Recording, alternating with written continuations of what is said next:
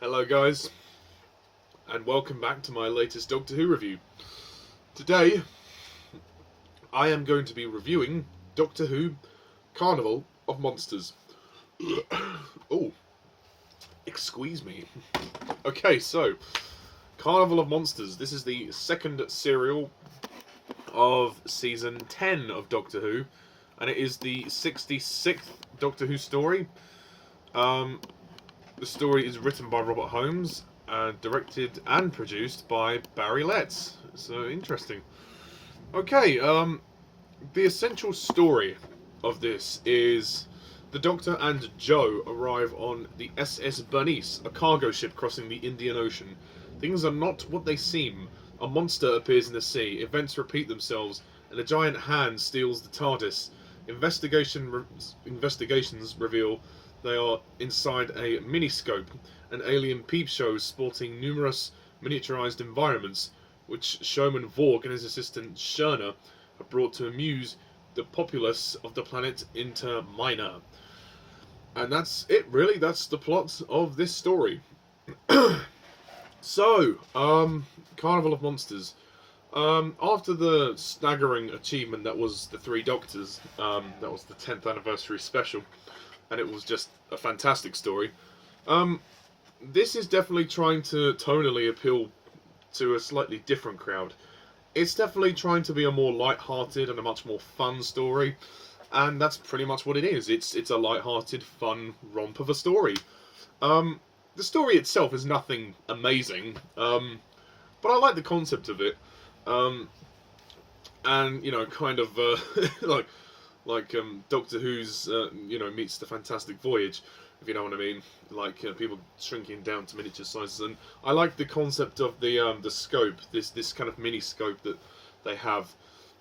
It makes the plot very interesting and very intriguing when we see how the sizes and the sense of scale differentiates quite a bit. And I think the showmakers did a great job of showing the difference in scale, even if some of the effects are sort of dating now. It is still impressive for the time, anyway. So I like that. The Doctor and Jo are great once again. John Pertwee as the Doctor, he's fabulous. He's never given a bad performance. He's stern, serious. He's a little bit looser this time. I think there are moments here, like very brief moments, when he does throw in the occasional sarky line and, you know, gets a laugh. And this time he wears his green suits, which for this story it works. You know. It works. And I really like him. He's once again very engaging as the Doctor. Jo Grant, played by Katy Manning, we are slowly coming to the end of her time as the companion. And she's brilliant once again. Her relationship with the Doctor has come a long way, and it really shows. And she really is taking charge now. And she's not just this kind of... She's no damsel in distress. She's not some ditzy kind of bimbo as such, and she's not dumb either. She's quite intelligent, and she's learnt to kind of she's learnt some courage, and she's learnt some, well, self-reliance, I guess we could say. And I love that aspect of her character, and I like the way Katy Manning has explored that. In a way, she's kind of, in her own way, because, you know, actors always have to establish a backstory for their characters. Katy Manning as Jo has kind of established her own backstory for the character and her own arc. And the writers have kind of helped influence that over the course of the 3 seasons that she's in. Now it's got to a point where we're seeing the full fleshed out version of herself. I think Jo, when she began in the show, after Liz left, she needed room to grow. And I think she's grown now. She's really matured. And I love her character. She's brilliant. She's definitely one of the best companions. The villains. I like the villains. Calic is an interesting villain. How he's trying to manipulate Vorg and Shurna. Is it Shira or Shurna? Yeah, Shurna into doing what he wants. It's not the best villain that the show's ever had, but it certainly has its deceptive moments on screen. And as for Vorg and Shurna, I think they're cool characters. They don't admittedly do all that much. They're kind of just in the same room for the entire story. They mainly just kind of talk, and they're supposed to be like these show performers. Like, I mean, they dress very much, let's just say, out there. Their dress sense is a little colourful, to say the least. Shurna definitely, definitely dresses particularly sexy, which is nice. But they're cool characters, and I think they start to sort of realise what's going on, and when they meet the Doctor, and he kind of puts it all in perspective for them, and I like the way they kind of change, and they might sort of see things that way. The way they see things the Doctor's way afterwards. And they're basically, they just want to entertain. They want no harm out of anybody. They just want to entertain, and they're maybe they're not going about it in the best way, but certainly fun characters. Yeah, I mean, the story is just fun. It's fun. It's goofy. You've got to look at this story in a certain context. It's a goofy tone. It's very much a more light-hearted story, and if you can't deal with that, then you're not going to like it. It's only 4 parts long. It moves along fine. It's fun to watch. It's a breeze. There's quite a few talky moments. I mean, those silver aliens, they're okay. They're just kind of there as such. And they're quite intimidating. There's not much that really stands out about this story. It's interesting that it's kind of set on a ship. I actually thought it was a literal thing, that it was going to be set in a carnival, but no, it's not. It's Doctor Who, so nothing is ever as it seems. And I mean, the story definitely has its serious moments. I think that might be where it kind of falters, though. I think the story at times tries to be like with the silver aliens. I forget their names. I do apologise. But the story sometimes tries to be a little bit too serious when it doesn't need to, and to be honest, that doesn't, it doesn't work. I mean, it doesn't need to be like that, and that kind of ruins the tone for me. I'm happy for this story just to be exactly what it is, just a fun romp, and for it to be, knowingly so, without trying to add intensity to the story.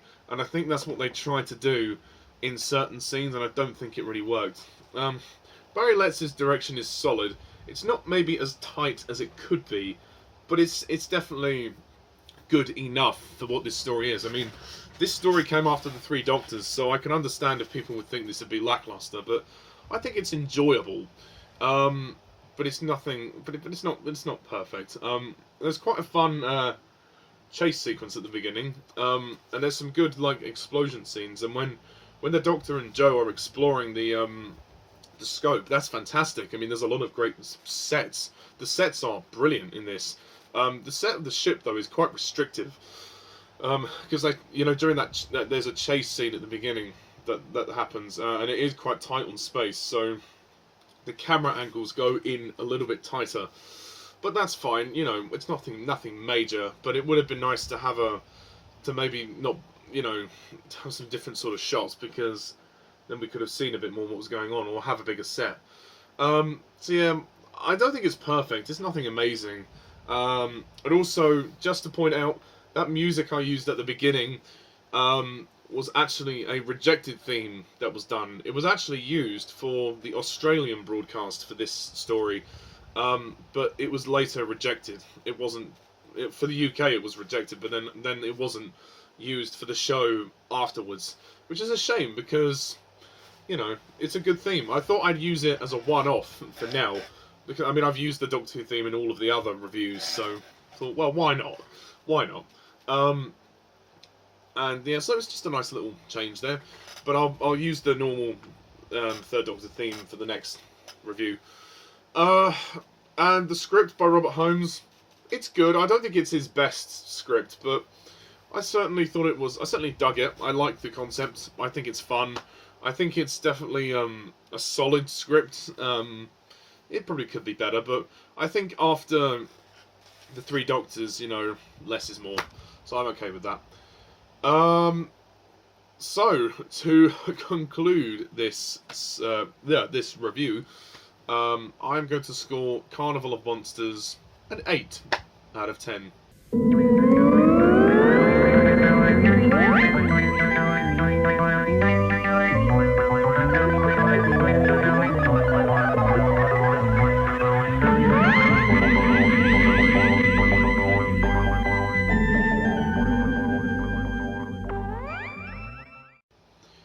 Yep, good, solid, fun Doctor Who entertainment. Okay, so that is it for Carnival of Monsters. Next time we move on to the halfway point of this season, which is the third story, which is Frontier in Space, which is a big story because not only is it 6 parts long, it's sad that it is Roger Delgado's final performance as the Master. It's very sad.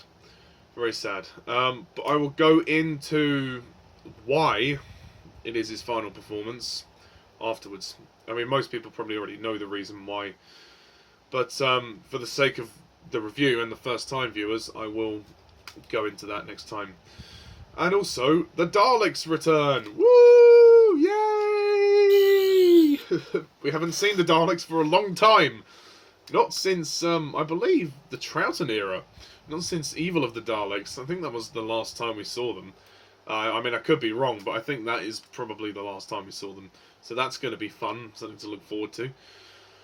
Okay, so, next time on Doctor Who Review, Frontier in Space. And until then, thank you all for watching, and as always, I'm Mr. TARDIS11. See ya.